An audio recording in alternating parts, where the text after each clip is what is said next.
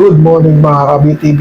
Panoorin natin at pakinggan natin ang pahayag ng ating Vice Presidente si Inday Sara Duterte ngayong araw ng kalikasan.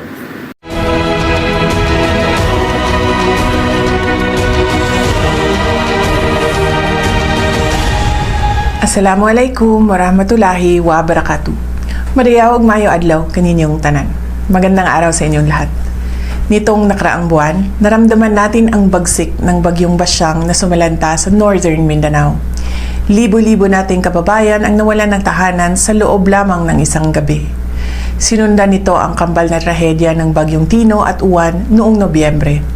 Saksi tayo sa paglubog ng Visayas sa baha at ang malaawak na pinsala sa Luzon at Bicol. Ang mga kalamidad na ito ay kumitil ng halos 300 buhay at nagpalikas sa mahigit 1 milyong Pilipino. Ito ang nangyayari kapag kinalimutan natin igalang ang mundong ating kinagisnan. Ang singil ng kapabayaan natin ay pasan ng mga mamamayang Pilipino. Kapag ang bilyong-bilyong inilaan para sa flood control ay ninanakaw o sinasayang, hindi lang natin binibigo ang kalikasan. Ipinagkakanulo natin ang ating sariling mamamayan. Ang korupsyon ng ating climate infrastructure ay isang tuwirang banta sa ating national security. Nang inilunsad ng Office of the Vice President ang pagbabago, A Million Trees Campaign, nakita ko ang kayang gawin ng mga Pilipino. Naabot natin ang mithiing 1 milyong puno sa loob lamang ng 3 taon. Nagtanim tayo ng 1 milyong puno upang patibayin ang ating mga bundok at buhayin ang ating mga watershed. Ito ay isang nature-based solution upang maibsan ang baha. Hindi ito proyekto lamang, ito ay usapin ng survival.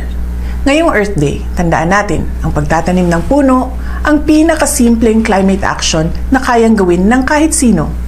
Hindi natin kailangan ng dambuhalang budget.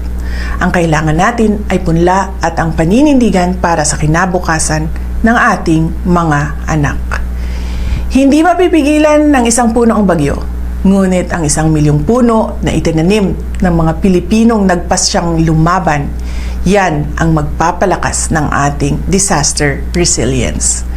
Kailangan ng kalikasan ang ating pakikipagtulungan.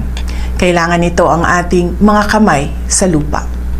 Mahalin natin ang Pilipinas para sa Diyos sa bayan at sa bawat pamilyang Pilipino. Syukran.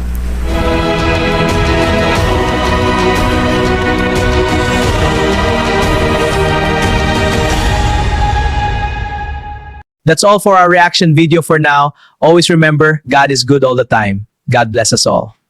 BTV React is now signing off. Bye-bye.